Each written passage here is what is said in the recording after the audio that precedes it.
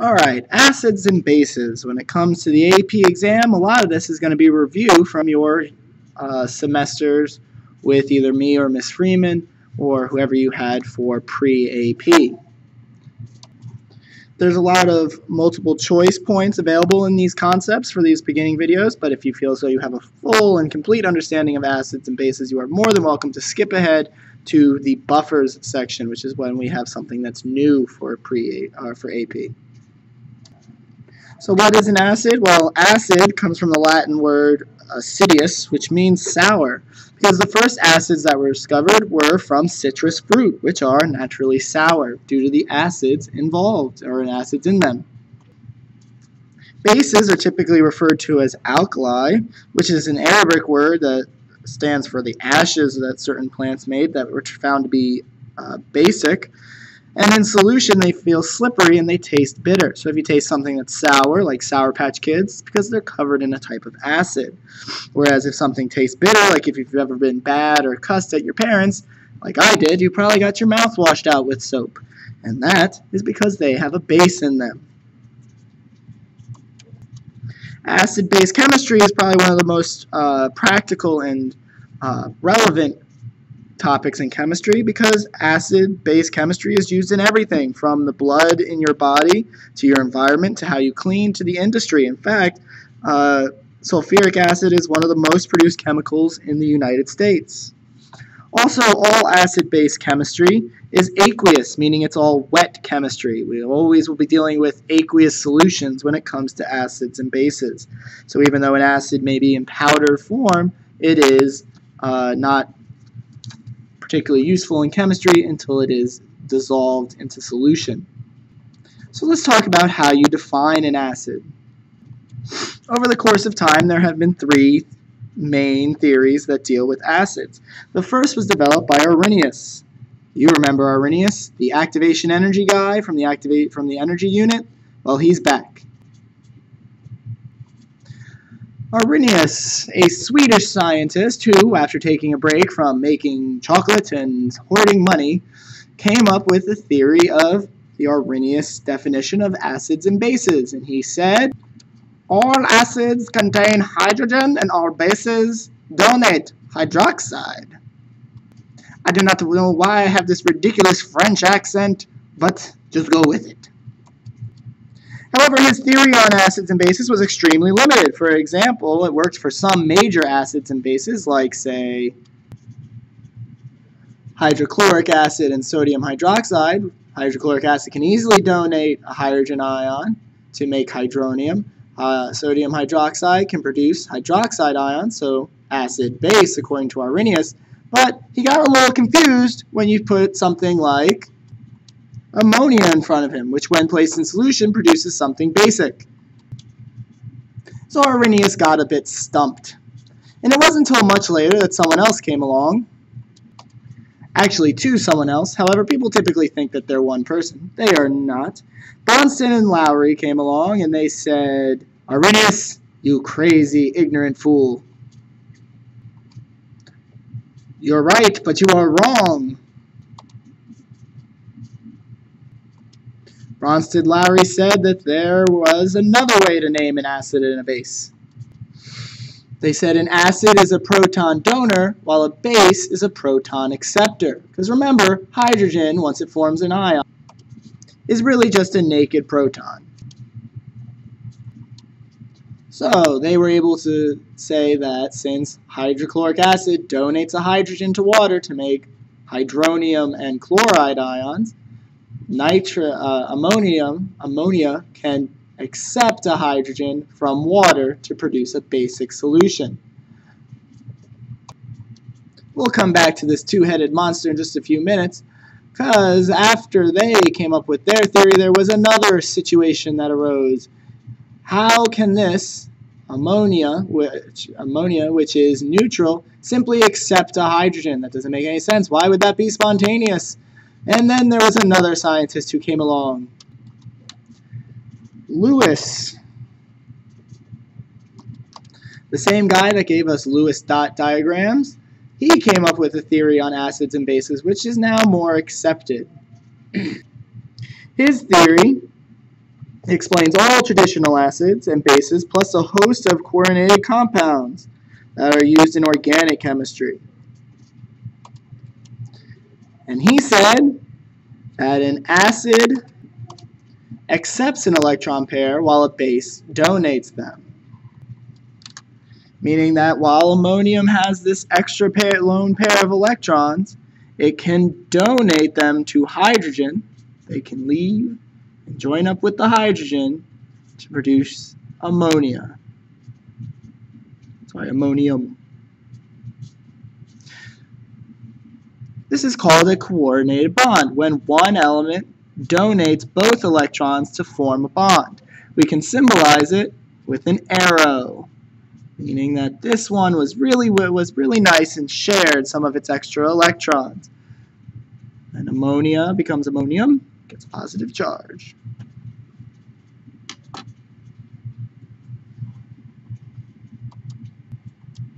However, we still use Bronston-Lowry's concept of acids and bases. This is actually what is the basis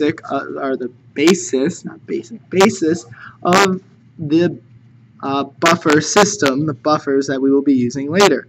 Because using this theory, you should be able to write weak acid-base dissociation equations and identify the acid, the base, the conjugate acid, and a conjugate base.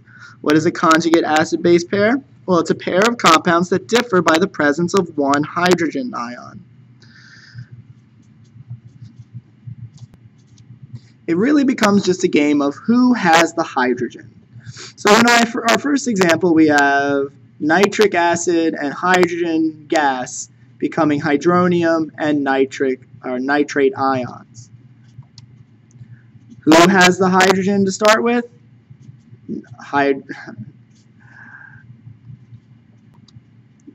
Nitric acid has this extra hydrogen that's eventually going to give up to become nitrate ions. So nitric acid is the acid. Hydrogen gas is going to accept a hydrogen. When hydrogen gas accepts that hydrogen, it becomes an acid because if you went the reverse reaction, in the reverse reaction, hydronium is going to donate the hydrogen. And when nitric acid donates a hydrogen, it becomes the conjugate base.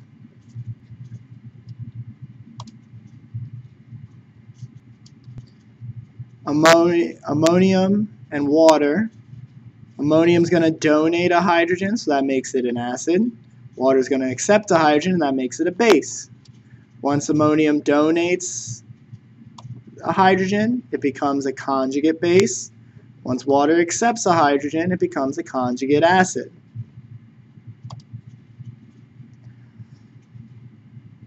Phosphoric acid, that's already lost one hydrogen, is going to donate a hydrogen to water, making it an acid.